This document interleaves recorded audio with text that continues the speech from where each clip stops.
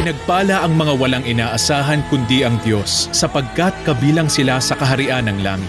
Pinagpala ang mga nagdadalamhati sapagkat aaliwin sila ng Diyos. Pinagpala ang mga mapagpakumbaba sapagkat mamanahin nila ang daigdig. Pinagpala ang may matinding hangarin na sumunod sa kalooban ng Diyos sapagkat sila'y bibigyang kasiyahan. Pinagpala ang gumagawa ng paraan para sa kapayapaan sapagkat sila ituturing na mga anak ng Diyos. Kung ang mga nagmamahal lang sa inyo ang sanyong mamahalin, anong gantimpala ang inyong maaasam? Hindi ba't ginagawa rin iyan ng mga maniningil ng buwis? Pag-ingatan ninyong hindi pakitang tao ang pagtupad ninyo sa inyong mga tungkulin sa Diyos, dahil wala kayong matatamong gantimpala buhat sa inyong amang nasa langit. Isipin ninyo kung paano tumutubo ang mga bulaklak sa parang. Hindi sila nagtatrabaho ni gumagawa ng damit, ngunit kahit si Solomon sa kanyang karangyaan ay hindi nakapagdamit ng singganda ng isa sa mga ito.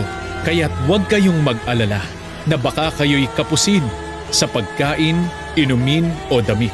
Ngunit higit sa lahat ay bigyang halaga ninyo ang kaharian ng Diyos at ang pamumuhay ayon sa kalooban niya, at ibibigay niya ang lahat ng mga bagay na ito. Kaya nga huwag niyong alalahanin ang bukas sapagkat ang bukas ang mag-aalala sa sarili niya. Huwag kayong humatol na kayo'y hindi hatulan, sapagkat hahatulan kayo ng Diyos ayon sa paghatol ninyo sa iba. Gawin ninyo sa inyong kapwa ang nais ninyong gawin nila sa inyo.